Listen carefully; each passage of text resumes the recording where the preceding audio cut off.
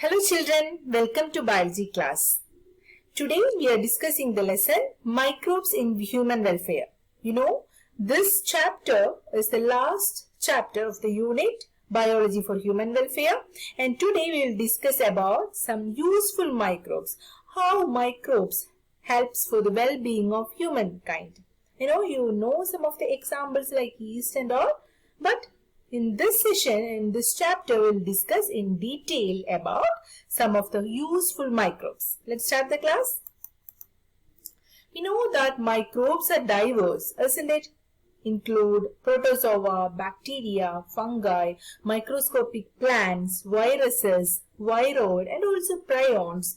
We had discussed the classifications of microbes in class +1. Do you remember, children? And that they are proteinaceous infectious agents. And we know that their habitats are different. They are found everywhere on earth, ranging from soil, air, water, and some inhabitable places such as some thermal vents where the temperature is more than 100 degrees Celsius, and they can survive in glaciers, and all inhabitable places they can survive, isn't it? And bacteria and fungi can be grown on nutritive media to form colonies. So we are using different types of microbes in microbiology labs for different types of experiments, which can be seen by naked eyes and very useful in study of microorganisms. Okay. Microbes causes many diseases in human beings, plants and animals that we had discussed in first lesson, human health and diseases. And today we are going to discuss about useful microbes. So we know that several microorganisms are useful to mankind in diverse ways. Okay, so let's start learning from the first topic, microbes in household product. Okay, so first one, microorganisms like lactobacillus and other commonly called lactic acid bacteria, they grow in milk and they convert milk into curd. Okay, this lab produces acids that coagulate and partially digest the milk protein. So coagulation means, you know what is coagulation? Formation of precipitates, and they partially digest the milk proteins, casein. Okay, they partially digest the milk protein. And also improves its nutritional quality by increasing vitamin B12. When the milk is converted into curd, the amount of vitamin B12 gets increased. Clear? Now, at stomach too, the lactic acid bacteria play very beneficial role in taking disease-causing microbes. So, when your stomach is upset, you can have this curd. Clear? And second one, the duff is used for making foods such as dosha and idli, is fermented by bacteria. The puffed up appearance of duff is due to the production of carbon dioxide gas. I know you know that well, isn't it? So this puffy nature of batter for idli and dosha is because of the release of carbon dioxide. So let me ask one question, children. The same question is there in your textbook. Can you tell which metabolic pathway is taking place resulting in the formation of carbon dioxide? Which metabolic pathway, children? Yes, fermentation. Where do you think the bacteria for this fermentation come from? Any answer? So, this alcoholic fermentation process we had discussed in class +1. The glucose get converted into pyruvate plus energy during the process glycolysis. But in yeast, what happened in anaerobic fermentation and alcohol fermentation, it is converted as ethanol plus carbon dioxide and energy. So this carbon dioxide is released. As a result, this puffed up nature is formed. Clear? So the answer, the metabolic pathway with carbon dioxide as one of the byproduct of glucose breakdown is anaerobic respiration or alcoholic fermentation. It involves breakdown of glucose into pyruvic acid through glycolysis and then breakdown of pyruvic acid into carbon dioxide and alcohol in alcoholic fermentation. Example is given. Okay, clear? Then the duff used for making bread is fermented by using baker's yeast. You know about this. What is the scientific name of baker's yeast? Yeah, Saccharomyces cerevisiae. Okay. Then third important, cheese is one of the oldest food item in which microbes were used.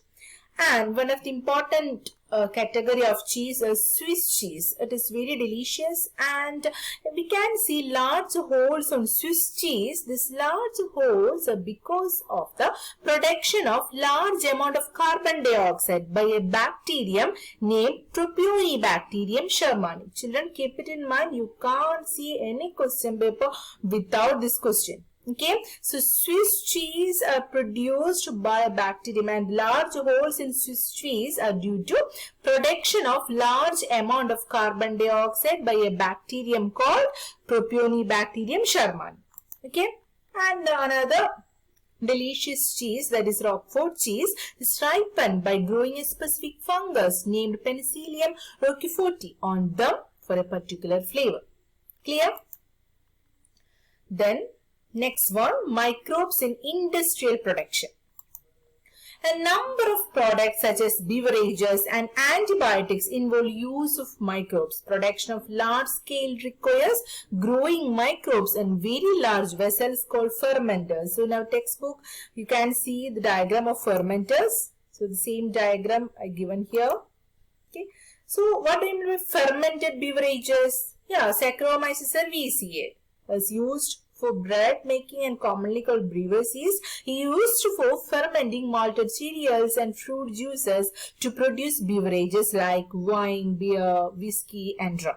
Okay, and we can divide these products into two, as those alcohol beverages are formed without distillation and by distillation. Wine and beer are produced without distillation, whereas whiskey, brandy and rum are produced by distillation method. So the alcohol content will be more in whiskey, brandy and rum compared to wine and beer. Clear?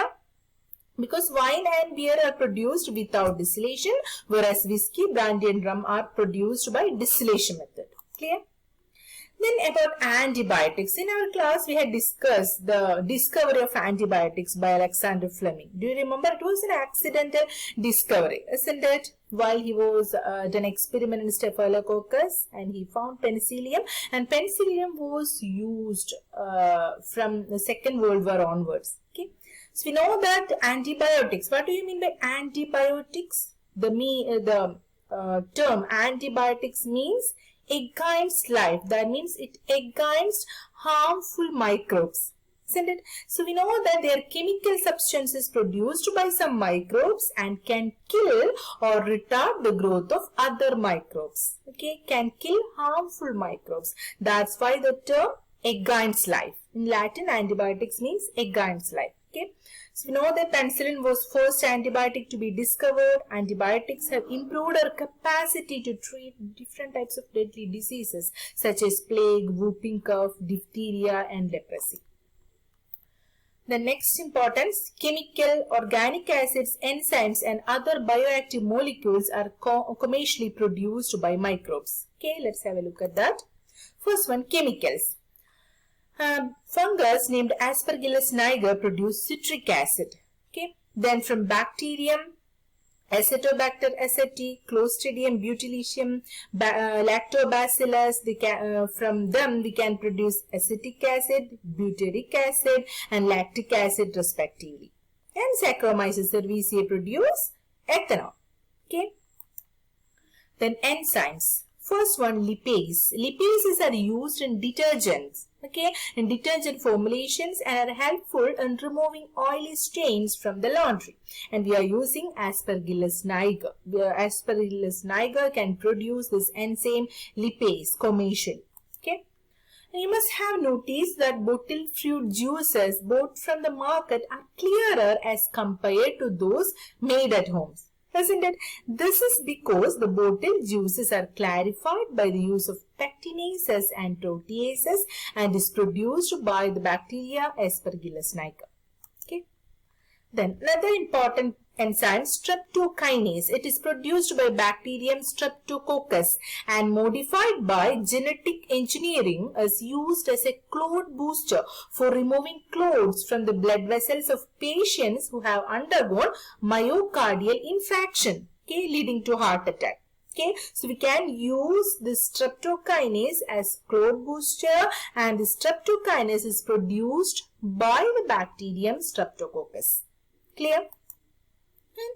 And some bioactive molecules such as cyclosporine A and stains. Then the cyclosporine A is also an important question, same as that of Propioniosporum shermani in the case of Swiss cheese. Okay, so cyclosporine A, it is produced from Trichoderma polysporum fungi. What is the use of the cyclosporine A? It is used as immunosuppressive agent. In the case of organ transplant, we have to use some immunosuppressive agents. But in the case of organ transplanted parents, the patients received organ as a foreign body, isn't it? So they will show different types of immune responses against this foreign body, against this organ. So we have to implement different types of immunosuppressive agents to reduce or to retard the immune actions produced by the patient. So for that we have to use cyclosporine A injection. And the cyclosporine A bioactive molecule is produced by Trichoderma polysporum fungi. Clear? Then next one is stains. It is produced from Monascus purpurus yeast. It is used as blood cholesterol lowering agents. Clear, children? So that is about today's class. Today we have discussed very simple topics, very less topics, isn't it? But all the slides, all the points we discussed are important. So you can expect multiple choice questions from this lesson. Okay, and I will add different types of questions was asked in previous year's question paper as match the following and as multiple choice questions, etc. Okay, after studying the notes and you just read the textbook and then you just go through the test paper, and if any doubts are there, you just ask me. Okay, children, we can meet in next class. In next class, we will discuss more about some other useful microbes. Okay, thank you.